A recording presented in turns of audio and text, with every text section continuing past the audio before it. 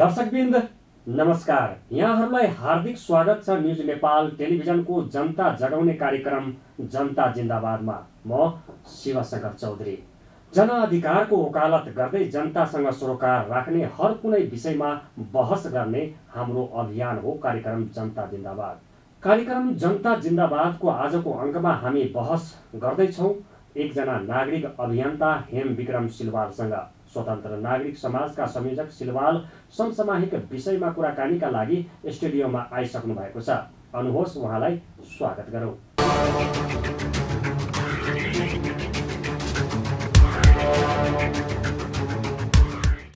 स्वागत छ सिलवालजी जनता जिन्दाबादमा।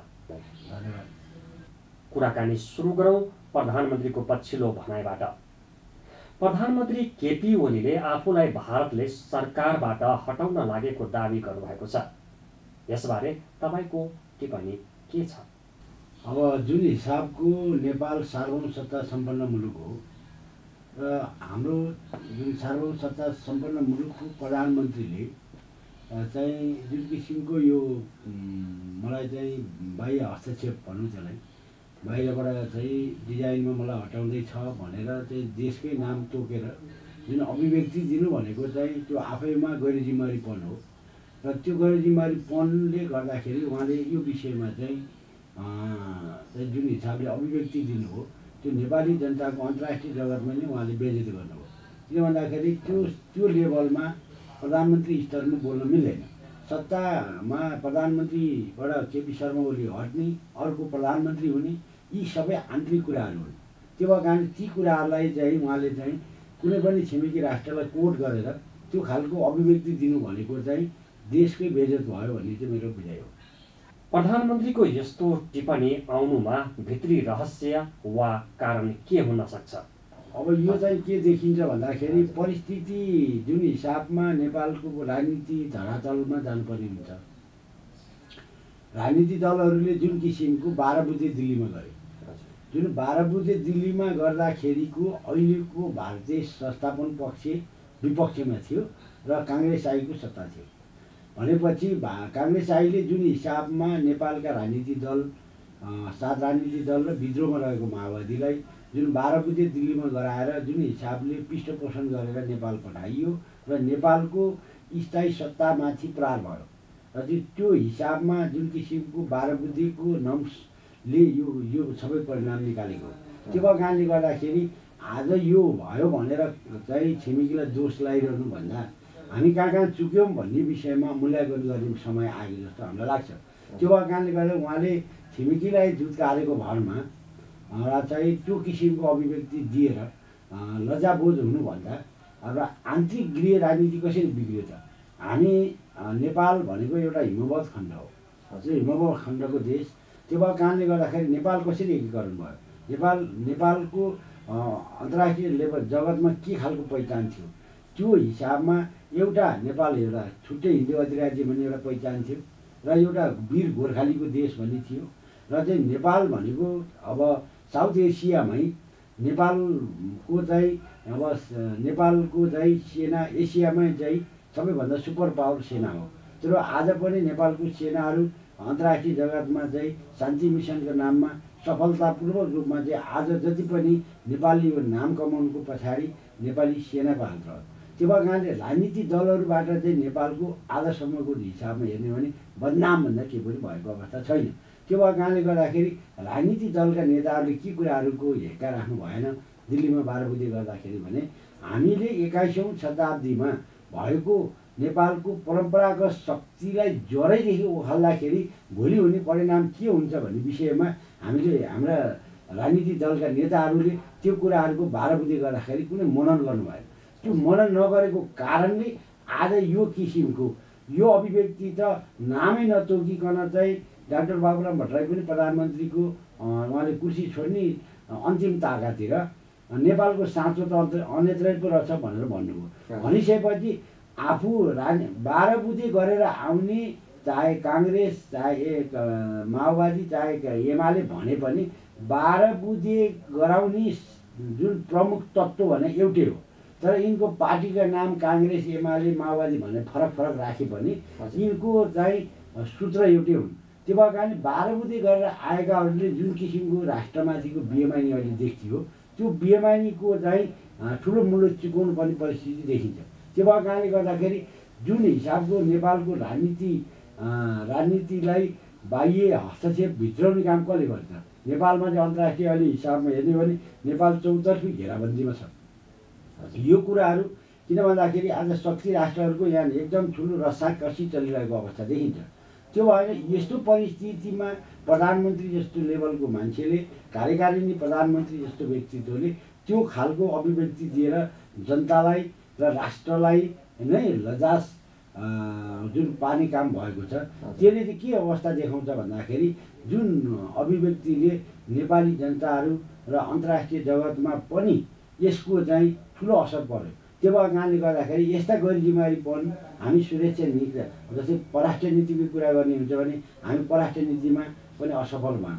किनभने हाम्रो असंलग्न परराष्ट्र नीति हो।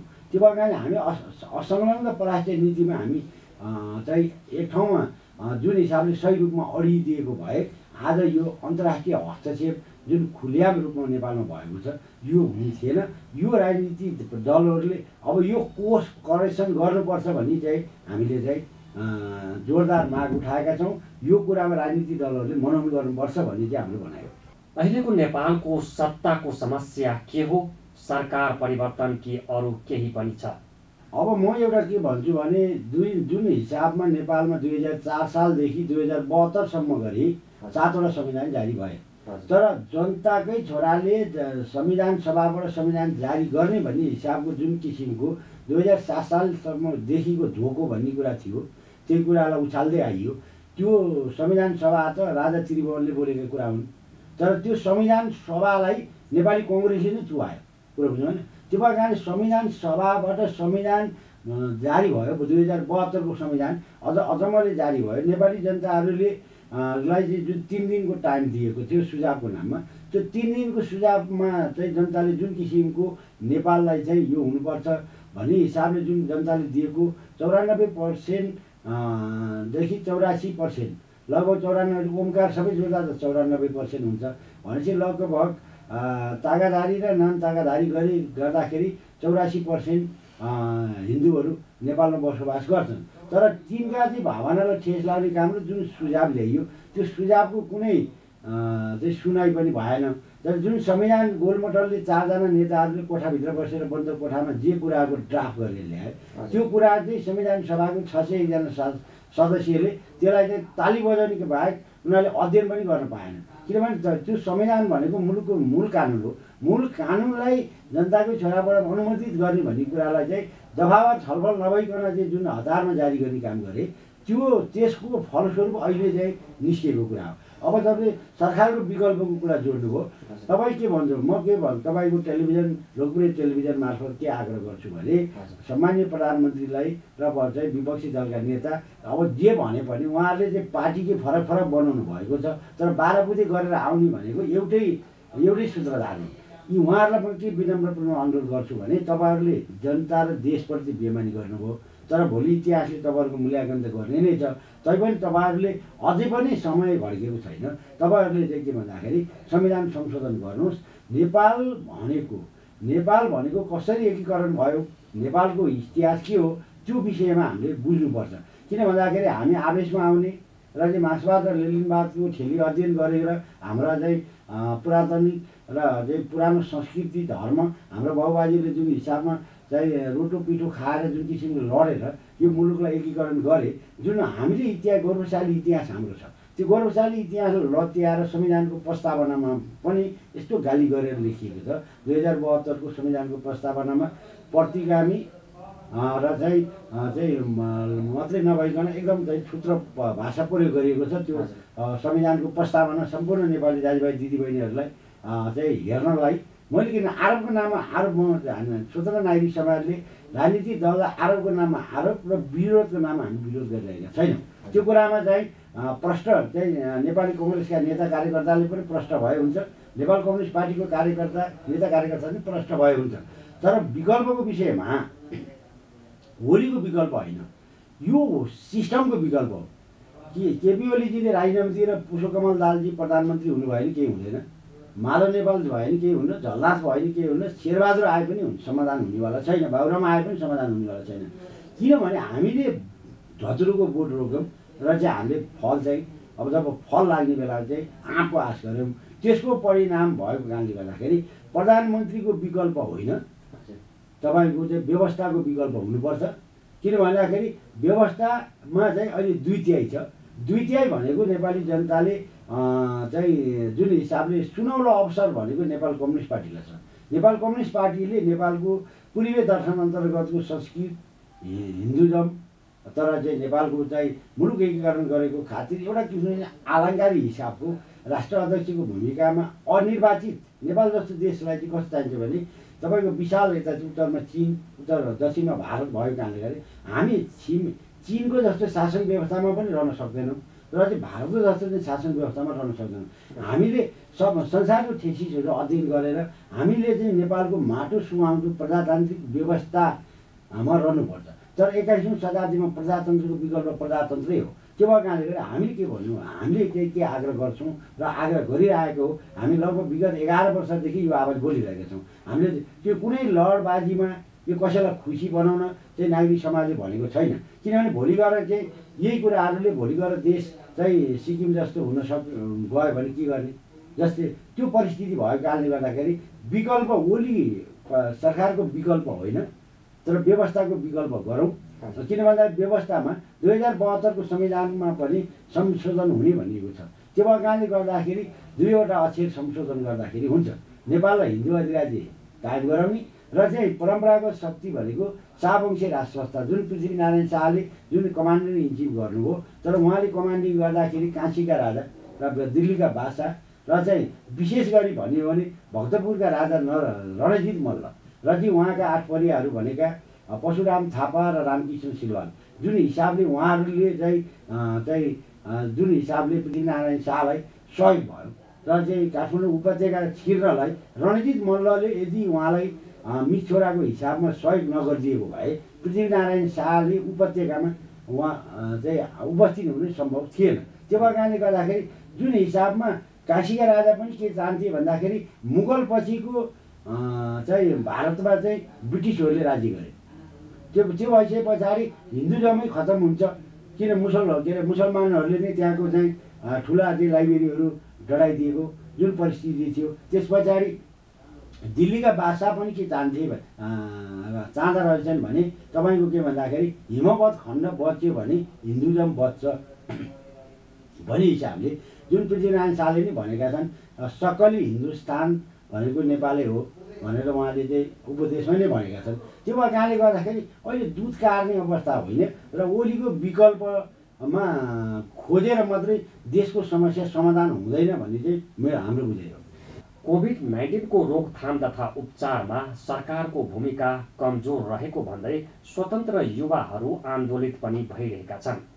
युवा आन्दोलनप्रति तपाईँको धारणा के हो? होइन, राज्य संयन्त्र हामीले 46 साल पछि धेरै संयन्त्रहरूलाई भत्काउँदै गयौँ। तपाईँको के थियो भन्दाखेरि पञ्चायत कालमा के व्यवस्था थियो भन्दाखेरि अब त्योभन्दा अगाडि राणाहरूको 104 वर्षे राणाहरूको पनि चाहिँ राणाहरूले पनि तपाईँको अन्न पानीलाई चाहिँ भण्डारणको रूपमा राख्ने जुन सिस्टम थियो।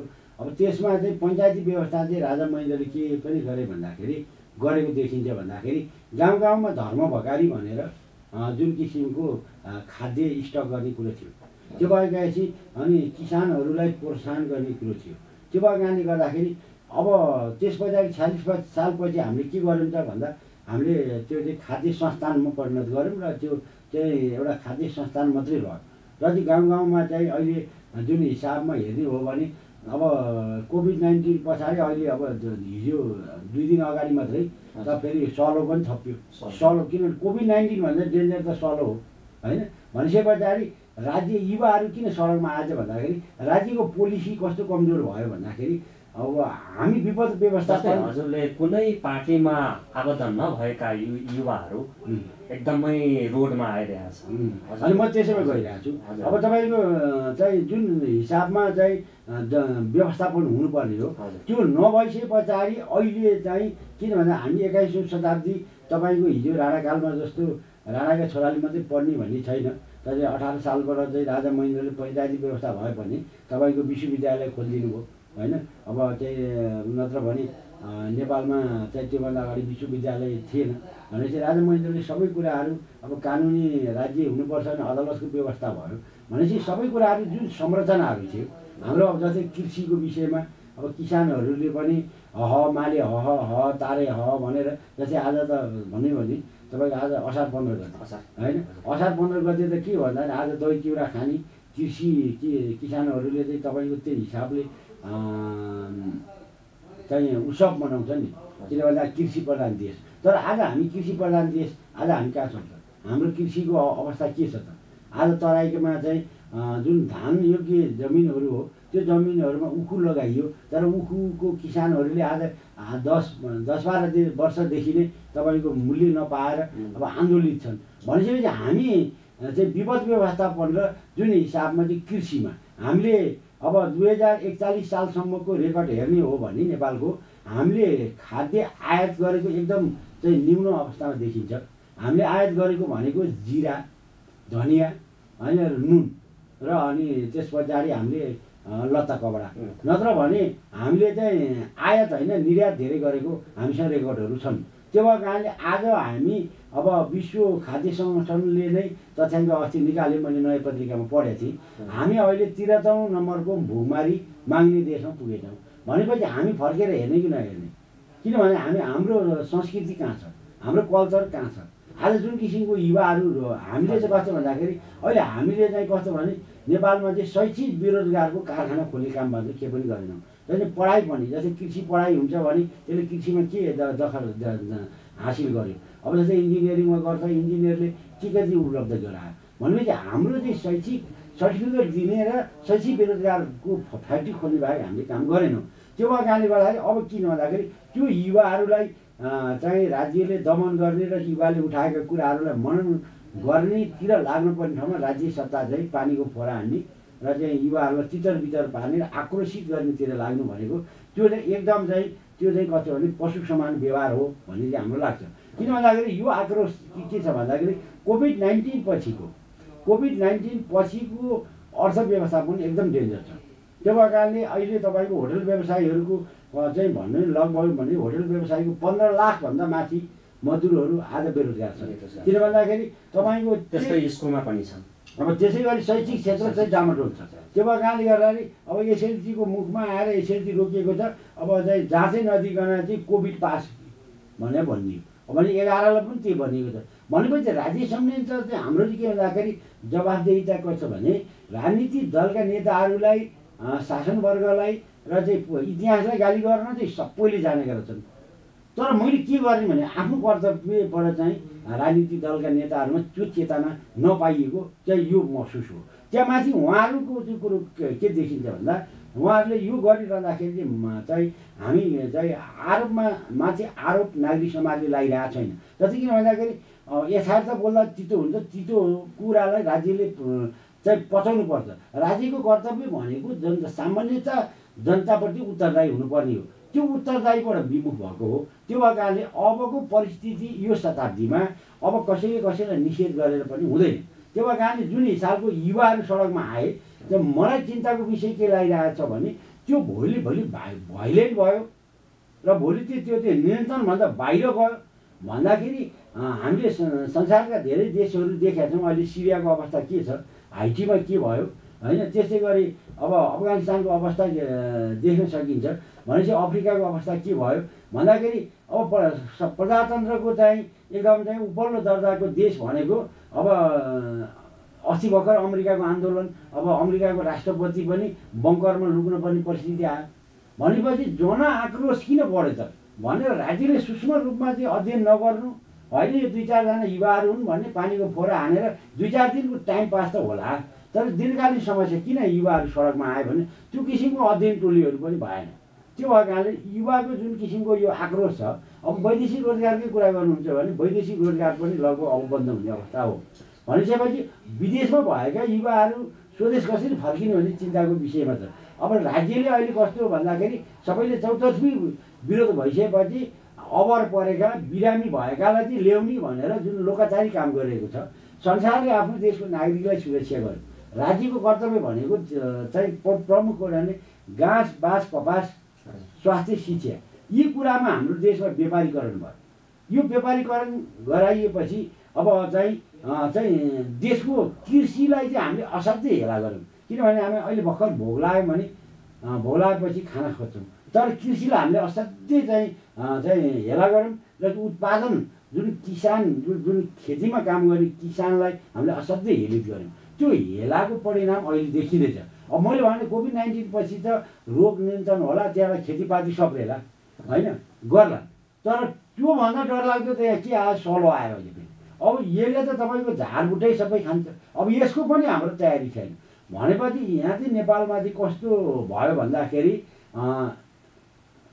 संयन्त्र विपद व्यवस्थापनको संयन्त्र भनेको जतिखेर पनि चलायमान हुनुपर्ने अवस्थामा त्यो कुरामा चाहिँ एकदम सुकेको अवस्था छ। त्यो कारणले गर्दाखेरि यो युवाको यो जुन कि स्वतस्फूर्तको देशव्यापी रूपमा जुन सडकमा आउने कार्यक्रम छ, यसले भोलि गएर अन्ततः गर्दा मुलुकलाई चाहिँ द्वन्द्वमा फसाउन सक्ने अवस्था देख्छु मैले। पूर्व राजा ज्ञानेन्द्र शाहले हालै एक विज्ञप्ति जारी गरी सरकारको आलोचना गर्नुभएको छ।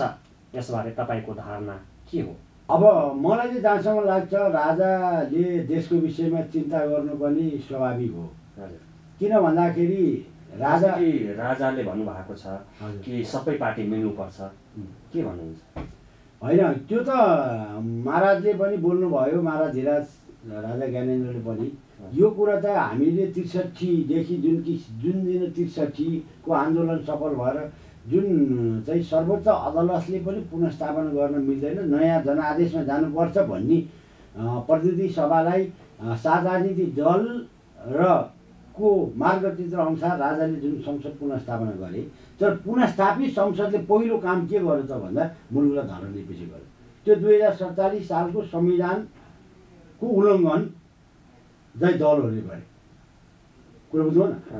त्यस पछाडि त्यसै संविधान अन्तर्गत एमालेको बराबर माओवादीलाई मनोनित गरियो र चाहिँ त्यो संसदले नै यो देशको धर्मनिरपेक्ष र राजाको अधिकार कटौती गर्ने काम गर्यो। त्यसको लागि संसद पुनर्स्थापना थिएन भन्ने कुरा हो। किन भन्दाखेरि राजनीतिक दलले के भनेको छ नि, द्वन्द्वरत माओवादीलाई पनि राष्ट्रिय राजनीतिको मूलधारमा ल्याउने भनेर जुन किसिमको गिरिजाप्रसाद कोइराला आन्दोलनको कमान्डर गिरिजाप्रसाद कोइराला नेतृत्वमा जुन कुरो भनिएको थियो, त्यो कुरा चाहिँ राजासँग कुनै न कुरा किसिमको सहमति नभइकन राजाले त्यसै सत्ता छोडेका होइनन्। किनभने ठिक छ, ल संविधान सभाले संविधान बनाऊ, ल संविधान बनिसकेपछि संविधान बनाउन्जेलको लागि तपाईँ बाहिर बस्दिनु पर्यो भन्ने कुराहरू चाहिँ राजालाई भनिएको भन्ने कुरा सुनिन्छ। अब त्यो कुरा त राजा आफैले बोलेपछि पनि थाहा हुन्छ। जुन किसिमको राजाले चिन्ता गर्नुभयो, किन भन्दाखेरि 21औं शताब्दीमा ठिकै छ म पनि हातेमालो गर्न तयार छु भनेर उहाँले जुन किसिमको अभिव्यक्ति दिनुभयो। तर नेपाल जस्तो देशमा चाहिँ निर्वाचित अस्थायी राष्ट्र अध्यक्षबाट सम्भव देखिएन। किन भन्दाखेरि अब रामवरणजी राष्ट्रपति हुनुभयो, अहिले चाहिँ विद्या भण्डारी राष्ट्रपति हुनुहुन्छ, तर रामवरणजी पनि विवाद रहित रहन सक्नु भएन। अब अहिले पनि चाहिँ अब निर्वाचन शेरबहादुर देउवाले गर्नुभयो, तर किन भन्दाखेरि निर्वाचन गरेको गभर्नमेन्टले सिफारिसमा राष्ट्रिय सभाको 3 जना सांसद बनाउने भनिएको थियो। आखिरमा शेरबहादुरले सिफारिस गरेको सांसदको सदस्य नावली फिर्ता पठाउनु भयो राष्ट्रपतिले। तर संसदको बैठक नबसी संसदको लोगो नलाइकन चाहिँ शेरबहादुरले राजीनामा दिएपछि संसद छलेर केपी शर्मा ओली प्रधानमन्त्री त भएको हो नि। त्यो भएको कारणले गर्दाखेरि अब त्यसमा त पारदर्शी भएन। त्यहाँमाथि अस्ति उहाँले संविधान संशोधनको के अरे प्रस्तावलाई लैजानुभयो होइन, दलमाथिको चाहिँ जुन 40% भयो पार्टी फुटाउन पाइने भन्ने कुनै अध्यादेश ल्याउनु भयो नि।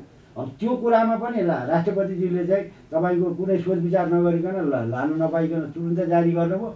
अनि पछि फेरि फिर्ता गर्दाखेरि पनि कसैलाई नसोची फिर्ता भनेपछि यो कस्तो भने यो नितान्त यो सामान्य 4-5 क्लासमा पढ्ने बुढाहरूले जुन भाँडाकुटी खेले जस्तो जुन अवस्था हो। त्यो भएको कारणले राज्य भनेको त्यो होइन। राज्य त कस्तो भन्दा स्थिरता हुनुपर्छ। भोलि गएर म भुपु कुनै पनि एउटा जर्नलहरूले इन्टरभ्यू दिँदाखेरि भन्छन् एउटा जर्नल कहिले पनि भुपु हुँदैन, तर जर्नल मात्रै भुपु हुँदैन कि त्यो सिपाही पनि भुपु हुँदैन। तर किनभने उसले चाहिँ एउटा सेवा अवधि दियो, तर राज्यले भोलि बोलायो भने तपाईँको जर्नल मात्रै बालवाला हुँदैन, नेपाली सेनामा होस् अब नेपाल प्रहरीमा, तर निजामतीमा चाहिँ त्यो लागु हुँदैन। त्यो जङ्गीमा चाहिँ के हुन्छ भने रिटायर हुन्छ भनेर त्यसलाई रिटायर हुँदैन। भोलि यो मुलुक द्वन्द्वमा फस्यो, जस्तै कुनै देशसँग वारै पर्यो भने त्यो भूपू सैनिकहरू स्वास्थ्य छन् र चाहिँ रोगी छैनन् र चाहिँ अङ्गभङ्ग छैनन् भने राज्यले बोलाएको अवस्थामा उनीहरू तुरुन्त अलाउड हुनुपर्छ। भने यो राष्ट्रिय सुरक्षा पनि त्यो हो। त्यो कारणले सैनिक संरचनामा पनि त्यो अवस्था रहन्छ, त्यो कहिले पनि भूपू हुन सक्दैन। त्यो कारणले परिस्थिति के बुझ्नु पऱ्यो भन्दाखेरि हामीले राजनीतिक दलले ६३ पछि जुन किसिमको निषेध गऱ्यौँ त्यो निषेध ठिक होइन। किन भन्दाखेरि प्रजातन्त्रको हामीले धेरै ठुल्ठुला कुरा गऱ्यौँ, तर बेलायतले पनि प्रजातन्त्रमा चाहिँ राष्ट्रसत्ता बिन प्रजातान्त्रिक अभ्यासहरू गर्यो, तर विश्व मत सर्वेक्षण गर्यो। त्यसपछि बेलायत रहनको लागि राष्ट्रसत्ता पुनर्स्थापना भयो। भनेपछि बेलायत जसले मल्टिपार्टी सिस्टम, जसले ब्यालेटको सिस्टम, बाली मताधिकारको कुराहरू ल्यायो, ती देशहरूले त्यो अवस्थामा पुग्यो भने अब हाम्रो जस्तो देशले पनि यो अहिले 21औं शताब्दीमा, किन भन्दाखेरि राणाले सक्थ्यो नि त राजाहरूलाई फाल्नलाई। किन भन्दाखेरि त्यतिखेर अहिलेको जस्तो सञ्चार माध्यम थिएन। त्यतिखेर त जङ्गबहादुरले सानीमा ठुल्यामाको सन्तान काटेर चाहिँ एउटा परिवारवादमा चाहिँ श्रीतिन महाराज भएको हो नि त। तर अहिले यो सम्भव छैन, किनभने अहिले सञ्चारको जमाना छ, मानवाधिकारको कुरा छ। त्यतिखेर भनेको त्यतिखेरको स्थिति भनेको विस्तारवादी नीति थियो। अब अहिलेको स्थिति भनेको विश्व एक ठाउँमा एउटा कम्प्युटरभित्र ग्लोबलाइजेसन भइरहेको अवस्था छ। अब यो अवस्थामा हामीले चाहिँ नेपालको कमसेकम धर्म संस्कृतिको जुन संरक्षण र चाहिँ अहिलेको हिसाबमा भन्यो भने अब कोभिड-19 पछिको जुन विपदमा पनि राजाले पनि आफू चाहिँ आफ्नो त्यो बुहारीको नामको हिमानी ट्रस्ट मार्फत उहाँले राहत बाँड्न खोज्नुभयो, तर राज्यले त्यसरी मिल्दैन भने। तर किन भन्दाखेरि म त्यो केपी ओली जुन सम्मानीय प्रधानमन्त्री केपी ओलीको कुर्सीमा म थिएँ भने उहाँ त्यो ट्रस्टलाई म राहत बाँड्न दिन्थेँ। किन भन्दाखेरि होइन, उहाँले चाहिँ फेरि के सोच्नुभयो, तर त्यो पछि गएर चाहिँ राहत त्यसरी वितरण गर्न नपाइने भएपछि उहाँले नेपाल सरकारको खातामा 2 करोड रुपियाँ जम्मा गरिदिनु भयो। भनेपछि कस्तो भने कसैले काम गर्छु भनेर हामी हात लम्काउँछ भने किन भन्दाखेरि त्यसलाई चाहिँ हामीले दिनु पर्थ्यो। त्यो कारणले जुन पछिल्लो चरणमा राजाको अभिव्यक्ति जुन छ त्यो कुरो नेपालप्रति र माटोप्रति जहिले पनि एउटा कुरो के हुन्छ भने कुनै एउटा राष्ट्रपति यो देशमा भ्रष्टाचार गर्यो भने कुनै देशसँग गएर लुकेर बस्न सक्छ, तर त्यो देशको राजा चाहिँ कहिले पनि त्यो देश छोडेर जाँदैन क्या। त्यो विश्वमा सबै त्यही छ। अब जस्तै मैले भने जनतै लाएर चाहिँ देशै निकाला गरेर उहाँले चाहिँ धेरै ठुलै चाहिँ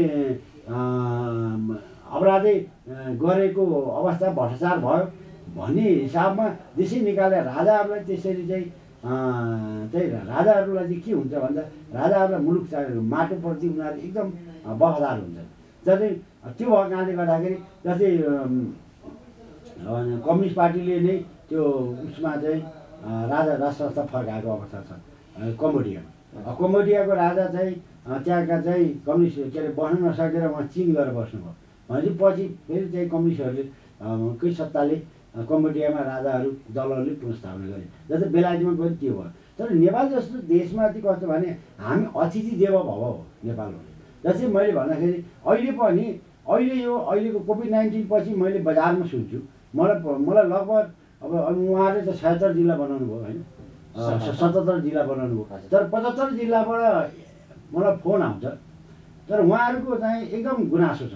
कस्तो भन्दाखेरि अहिले 96% पब्लिकहरू राजा भइदिया भए आफ्नो दुखेसो पोख्ने ठाउँ हुने रहेछ, अब कहाँ गएर पोख्ने अब भन्ने चाहिँ जनताहरूमा एकदम चाहिँ अहिले एकदम चाहिँ उकुस मुकुस भएको अवस्था छ।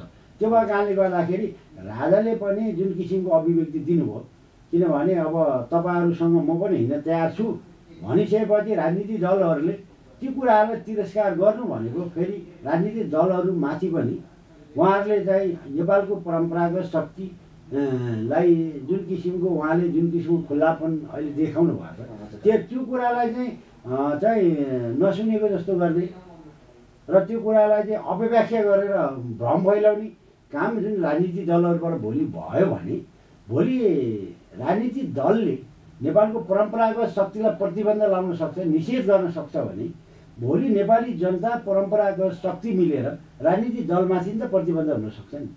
किनभने तपाईँ र म मिलेर कसैलाई प्रतिबन्ध लायौँ, निषेध गऱ्यौँ भने उसको पावर पुग्या दिन उसले पनि निषेध गर्छ। त्यो कारणले अब कसले कसलाई डोमिनेट। जस्तै कि एउटा क्वेसन बिचमा हजुरलाई खर्च गरेँ, जस्तै कि राजतन्त्रले गुमाएको हाम्रो भूमि गणतन्त्रले फर्काए नेताहरू, जस्तै कि अब प्रतिनिधि सभामा बोल्नुभयो हाम्रो प्रचण्डजीले, के भन्नुहुन्छ यसको बारेमा? होइन, यो अनावश्यक उहाँले अनावश्यक क्रान्तिकारी बन्नुभयो होइन। तपाईँको उहाँले भूमि फिर्ता गरे पनि भन्नुभयो। अब यसमा चाहिँ अब अर्को धेरै लामो तर्क हुनसक्छ, छोटकरीमा म जान्छु। हजुर। अब तपाईँको के छ भन्दाखेरि 2031 सालको नक्सामा र लगभग 30 सालसम्म 8 क्लासको किताबमा यो चुके नक्सा छँदैछ होइन। त्यसपछि 46 सालको पछाडिको राजनीतिक गोलमाल हुँदै हुँदै आउँदाखेरि फेरि त्यो नक्सा चाहिँ त्यो चुच्चो हराएको अवस्था थियो। कसरी हरायो त्यो राजनीतिक दलले नै जान्ने कुरा हो। किन भन्दाखेरि 46 साल पछाडि चाहिँ कार्यकालीन प्रधानमन्त्री छ, राजा त सक्रिय छैन। जस्तै अहिले महामहिम विद्या भण्डारी राष्ट्रपति हुनुहुन्छ, राजालाई पनि लगेर लालमोहर लाउने यताउति गर्ने मात्रै काम थियो। तर सबै कामकाज त राजनीतिक दलले नै गरेका हुन् नि। भनेपछि राजनीतिक दलहरूले जुन हिसाबमा चाहिँ राजाले गुमाएको भूभाग भन्ने कुरा गर्नुभयो। अब यसमा चाहिँ कुरो के आउँछ भने 2009 सालमा मातृका प्रसाद प्रधानमन्त्री भएपछि चाहिँ नेपालको साउथ एसियामा जापान पछिको नेपाली सेना नै आउँथ्यो। किनभने 2009 सालमा नेपाली सेना 70,000 थियो। त्यो भएको कारणले गर्दाखेरि नेपाली सेनामा चाहिँ माथि के यिनीहरूमा आशंका भयो भने, किनभने सबै जर्नलहरू अफसर लेभलहरू त राणा छन्, कुनै पनि बेला हामीलाई कु गर्न सक्छन् भन्ने यिनलाई डर भयो एउटा कुरो। अनि भारत लगायत पश्चिमाहरू के चाहिरहेको थियो भन्दाखेरि नेपाली सेनालाई कमजोर बनाउने पक्षमा थिए। तर त्यो हतियार आजसम्म युज भइरहेछ। त्यो 9 सालमा जुन भित्रेको हतियार हो त्यो नेपाली सेनालाई कमजोर गर्ने र सेनालाई कमजोर बनाउने र नेपाली सेनामाथि हब्बा फैलाउने, नेपाली सेनाले भ्रष्टाचार गर्यो, फलान ठाउँमा के गर्यो, वहाँ गर्यो, त्यहाँ गर्यो भनेर जुन त्यो 9 सालदेखिको ट्रेन हो नि, त्यो कुरो शान्ति वार्तामा आइसकेपछि पनि चाहिँ विद्रोही माओवादीका नेता चाहिँ के अरे पुष्पकमल दाहालले पनि नेपाली सेना 10,000 भए पुग्छ भनेर बोल्नु भएको थियो।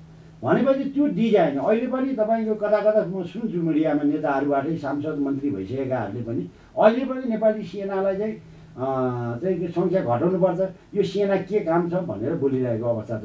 किन भन्दाखेरि अहिलेको हिसाबमा जुन विशाल देशका छिमेकीहरू जुन विशाल छन् त्यो अवस्थामा हामीले निजामती कटौती गरेर नेपाली सेनाको सङ्ख्या मेरो विचारमा चाहिँ लगभग 2.5 लाख नभए 3 लाख सेना पुर्याउनु पर्ने अवस्था छ। किन भन्दाखेरि ठुल्ठुला देशहरू छन्, उनीहरूले जतिखेर पनि भोलि गएर चाहिँ अप्ठ्यारो पऱ्यो भने त भर्ना गर्न सकिन्न। किन भन्दाखेरि सेना त तिखारै राख्नुपर्छ। भनेपछि 96,000 सेना मात्रै होइन कि मलाई जहाँसम्म लाग्छ नेपाली सेना चाहिँ अब निजामतीतिर कर्मचारी घटाएर सेनाको सङ्ख्या बढाउनुपर्छ भन्ने चाहिँ मेरो मान्यता हो।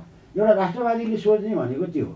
त्यो भएन राष्ट्रवादी भन्छन् नेताजीहरू, तर अप्ठ्यारो पऱ्यो आमै भन्छन्, होइन भने अप्ठ्यारो नपरुन्जेल कहाँ बग्छन् थाहा छैन। त्यो भएको कारणले गर्दाखेरि राजनीतिक दलका नेताहरूले जे जस्ता अहिले कुकर्महरू गरिरहेछन् र जुन किसिमको काम कारवाही भइरहेछ यो कुराबाट चाहिँ सोच्नुपर्ने अवस्था छ। पछिल्लो समय तपाईँ एमसिसी र बिआरआईको विरोधमा पनि उत्रिनु भएको छ, किन विरोध गर्नुभएको? अब म तपाईँको टेलिभिजन मार्फत के आग्रह गर्छु भने एमसिसी र बिआरआई भनेको नै अहिले चाहिँ नेपालमा यो नै प्रमुख रणभूमि बन्यो। कुरो बुझ्नु भने अब किन भन्दाखेरि पञ्चायतमा सुइसले मोटर बाटो खन्यो, संसदले पास गर्नु परेन। दोलखा चरीकोट जाने बाटो सुइसले खनिएको होइन।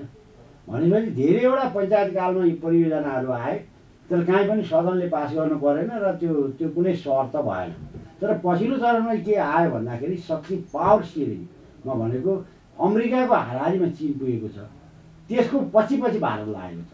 अब यो तीनवटा चाहिँ जुन अब को चाहिँ एकदम चाहिँ नेपालमा चाहिँ हामीले चाहिँ जानेर नजानेर अन्तर्राष्ट्रिय जगतलाई हामीले घरभित्र खेल्न दिने मौका चाहिँ हामीले 63 पछि धेरै खुला गर्यो। त्यसको परिणामस्वरूप जस्तै एमसिसीको जुन किसिमको सबै कुराहरूको व्याख्या त नगरौँ, अब त्यो व्याख्या गर्न टाइम लाग्ला। एमसिसीको शर्त हेऱ्यो साउथ एसियालाई कन्ट्रोल गर्ने हिसाबले आएको छ।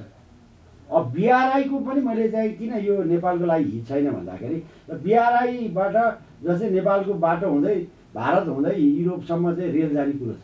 नेपालको लगभग 60,000 भन्दा माथि हेक्टर भूमि प्रयोग हुन्छ। तर जब त्यो वान बेल वान रोडमा त्यो जमिन प्रयोग भयो बापत राज्य नेपाल सरकारले के पाउने, एक नम्बर कुरो।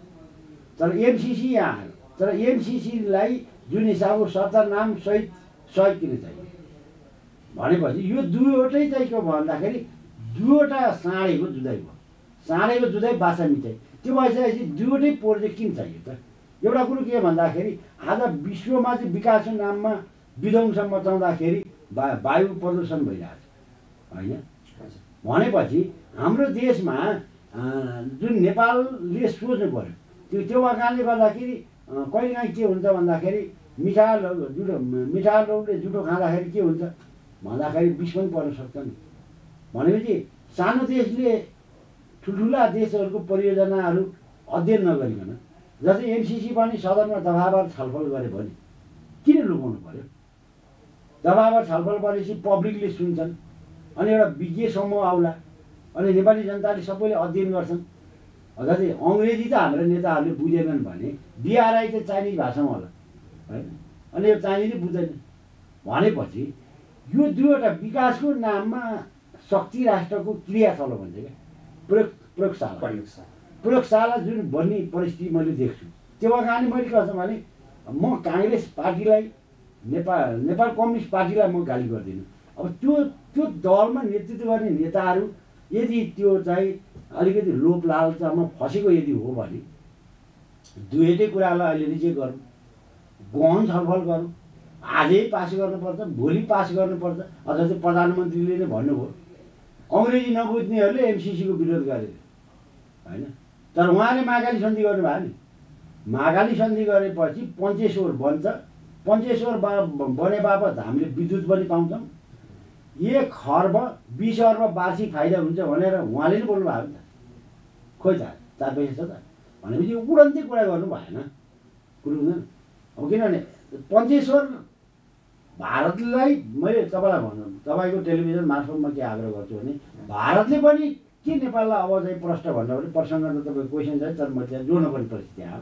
किन भन्दाखेरि भारतलाई अहिले चाहिएको भने सिँचाइ र खानेपानी हो, कुरो बुझ्नु। भारत सरकारले पनि प्रश्न के भन्नु पऱ्यो नेपालसँग भने नेपालमा प्रचुर मात्रामा जडीबुटी छ र नेपालको पानीहरू चाहिँ दक्षिणतिरै बगेर जाने हो। तर उनीहरूले खानेपानी प्रयोग गरेको बापत र चाहिँ सिँचाइ लगेर नेपालको जमिनहरू भूभागहरू डुबान भएको बापत नेपाल सरकार र डुबान क्षेत्रमा रहेका पब्लिकले राहत के पाउने तत्कालीन रूपमा, दीर्घकालीन रूपमा उनीहरूको चाहिँ सेयर के रहने।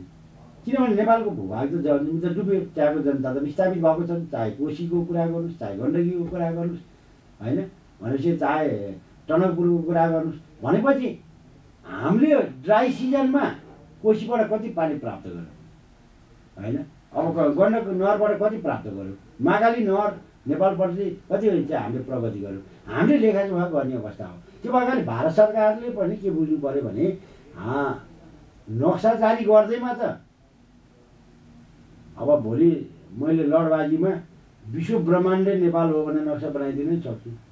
त्यो गर्दैमा चाहिँ जमिन हामीले चलभोग पर्दैन। मैले जबसम्म जमिन जस्तै किनभने नेपालको जुन हिसाबमा नेपालको जुन लिपुवाझुरादेखि कालापानीसम्मको जस्तै 1985 टिटी भन्नुहोस् चाहे सुगौली सन्धि नै भन्नुहोस्, त्यो कुरामा चाहिँ प्रष्ट रूपमा छ कि त्यो भूभाग हाम्रो हो भन्ने कुरा होइन।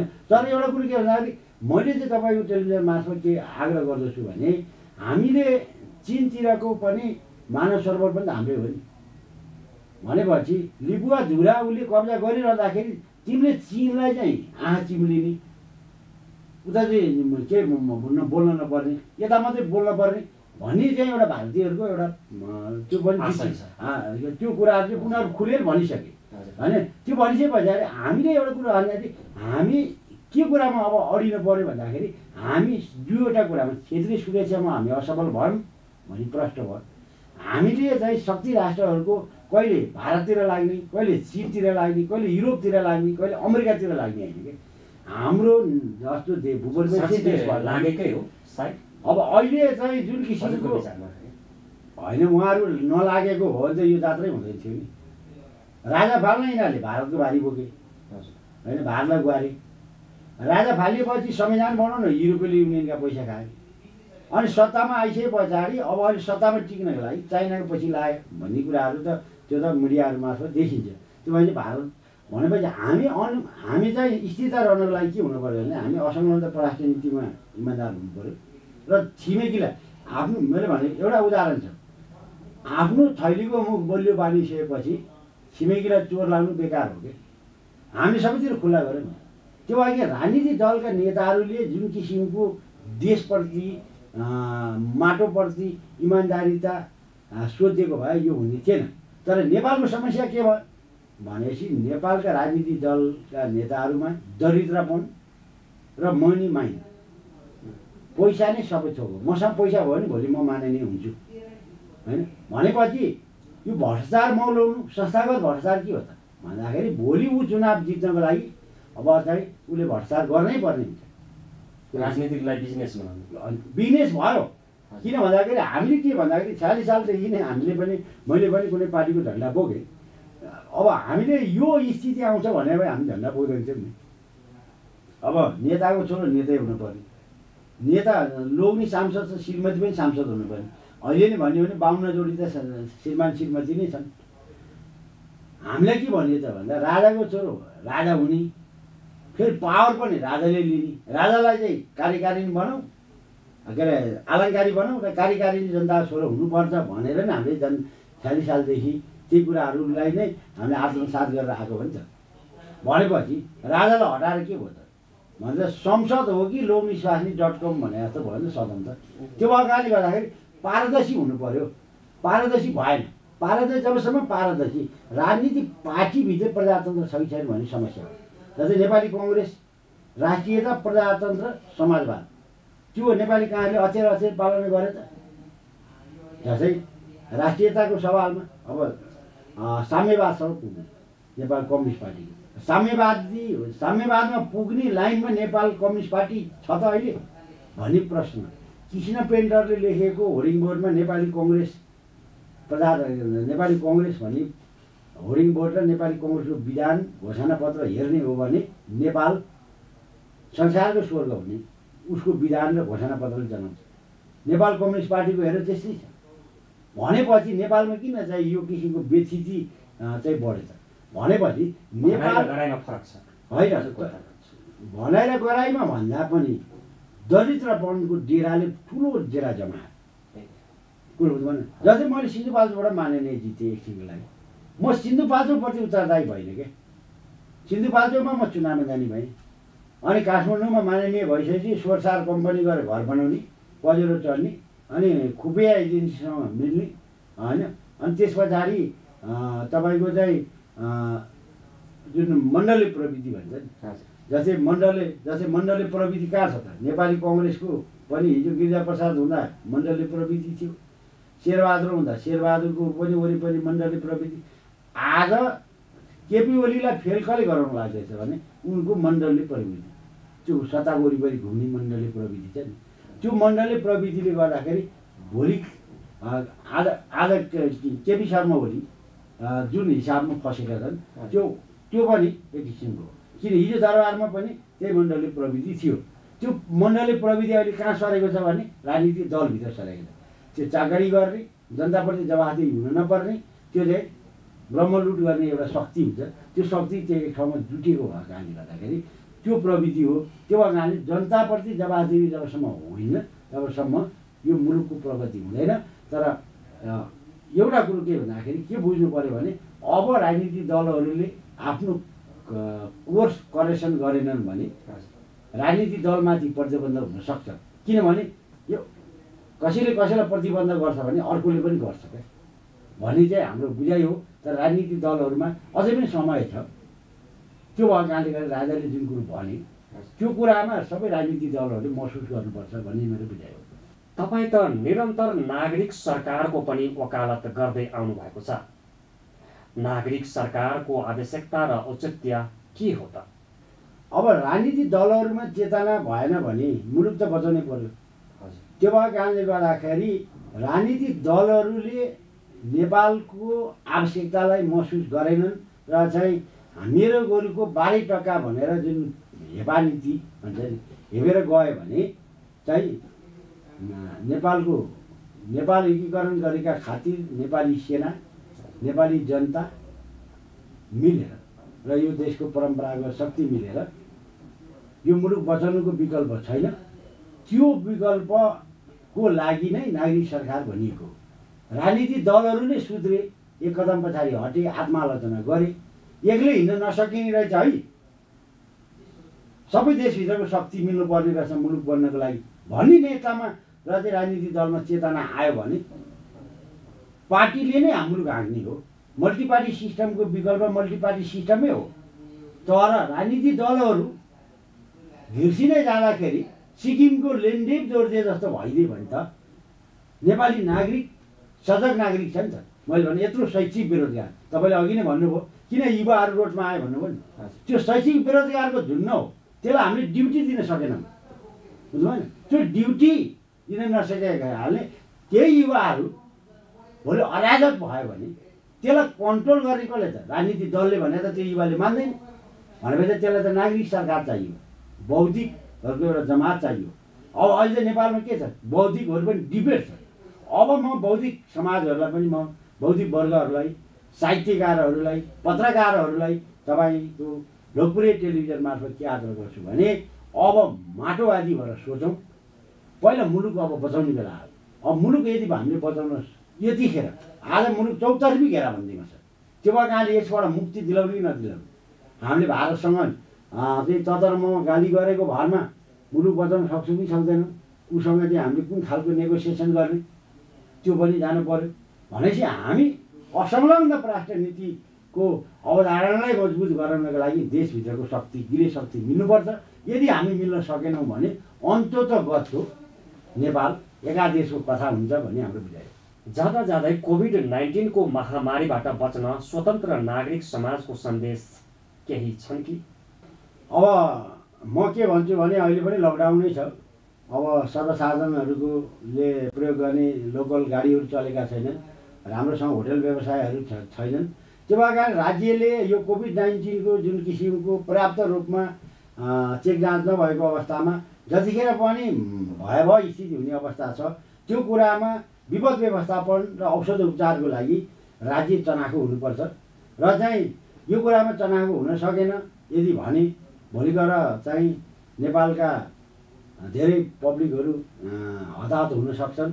अब त्यस कुरामा मद्देनजर गर्दै नेपाली जनताहरूलाई छिटोभन्दा छिटो औषध उपचार र चाहिँ अहिले खाद्यान्नको भण्डारण र चाहिँ स्टोर गर्नलाई नेपाल सरकारलाई आग्रह गर्दछु। र चाहिँ सबैले अब निषेधको होइन, एकले अर्कालाई हातीमालो गरेर मुलुक बचाउनु बेला छ।